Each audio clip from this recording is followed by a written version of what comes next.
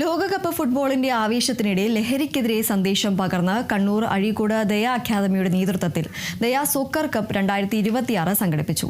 വാശിയേറിയ ഫൈനലിൽ sudden ഡെത്തിലൂടെ KAP 4ാം ബറ്റാലിയൻ ടീം ജേതാക്കളായി. ദയ അക്കാദമി ചെയർമാൻ ഡോക്ടർ NK സൂരജിന്റെ നേതൃത്വത്തിലാണ് സോക്കർ കപ്പും ലഹരി വിരുദ്ധ ബോധവൽക്കരണവും സംഘടിപ്പിച്ചത്.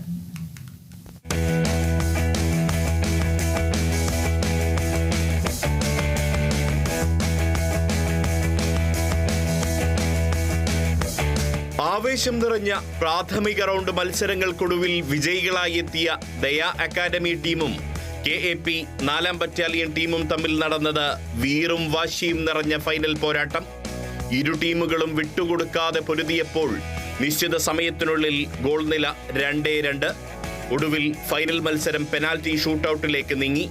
അവിടെയും വിജയം നിർണയിക്കാനാവാതെ വന്നതോടെ മത്സരം സഡൻ ഡെത്തിലേക്ക്. അത്യധികം ആവേശം നിറഞ്ഞ പോരാട്ടത്തിൽ KAP 4ാം ബറ്റാലിയൻ ടീം 2026 ദയ സോക്കർ കപ്പ് കിരീടം ഉയർത്തി.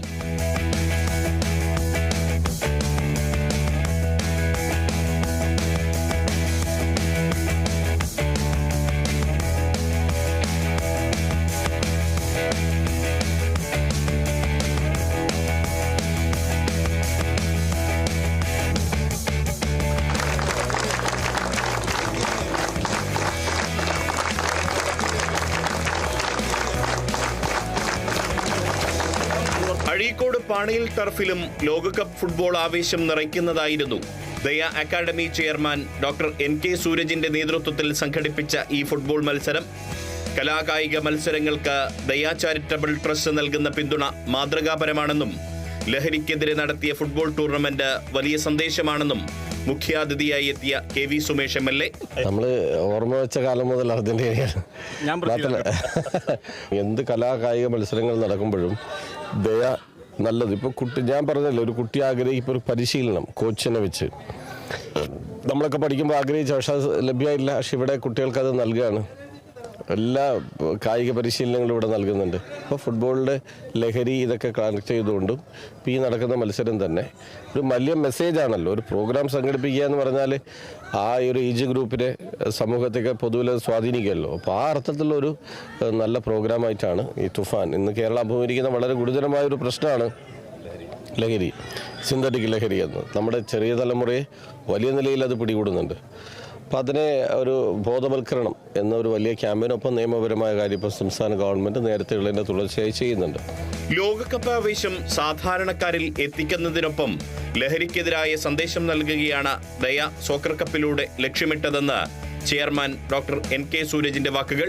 ഇപ്പം നമ്മൾ ഈ ഒരു ഫുട്ബോൾ മാച്ച് പ്ലാൻ ചെയ്തത് KAPയും നമ്മുടെ ദയയായിട്ട് വേൾഡ് കപ്പായി കണക്റ്റഡ് ആയിട്ടും പിന്നെ KAP ബറ്റാലിയൻ്റെ കമാൻഡൻ്റ് ആയിട്ടുള്ള നമ്മുടെ ഫ്രണ്ട്ഷിപ്പിൻ്റെയും കൂടി ഭാഗമായിട്ടാണ്. ഒപ്പം തന്നെ നമ്മൾ ഈ തൂഫാനും കൂടി ഇതിൻ്റെ കൂടെ നമ്മൾ ഒന്നിച്ച് ആ ഒരു മെസ്സേജും കൂടി കൊടുക്കാമെന്നുള്ളതിൻ്റെ ഭാഗമായിട്ടാണ്. പക്ഷെ എന്തായാലും നല്ല രീതിയിലുള്ള പ്രവർത്തനം ഏത് ഗവൺമെൻറ് എപ്പോൾ ചെയ്യുന്നതാണെങ്കിലും ആസ് എ പൗരൻ നമ്മുടെ ഉത്തരവാദിത്തമാണ് നമ്മൾ കൂടെ നിന്നുകൊണ്ട് അതിനുവേണ്ടി പ്രവർത്തിക്കുക എന്നുള്ളത്.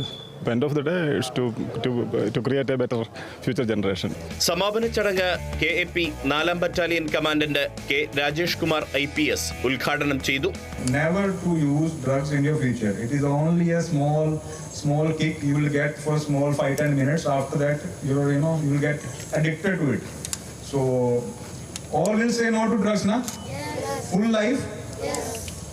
In your college time also, now you are still in schools, in college also, after college also, while you doing jobs also, always no to drugs. Operation തൂഫാന്റെ ഭാഗമായി കുട്ടികൾക്കും മുതിർന്നവർക്കുമായി ലഹരി വിരുദ്ധ ബോധവൽക്കരണവും സംഘടിപ്പിച്ചു. KAP 4ാം battalion deputy commandant M Hari ലഹരി വിരുദ്ധ പ്രതിജ്ഞ ചൊല്ലിക്കൊടുത്തു. Fencing association India vice president OK Vineesh അടക്കമുള്ളവരും സംബന്ധിച്ചു. ദയ അക്കാദമി പുറത്തിറക്കിയ ജേഴ്സിയുടെ പ്രകാശനം ചെയർമാൻ ഡോക്ടർ NK സൂരജ് നിർവഹിച്ചു. ലഹരി വിരുദ്ധ ബോധവൽക്കരണ പ്രവർത്തനങ്ങൾക്കൊപ്പം തന്നെ കൂടുതൽ കായിക പരിപാടികൾ സംഘടിപ്പിക്കാനാണ് ദയ അക്കാദമിയുടെ തീരുമാനം. Kerala vision news, Kannur.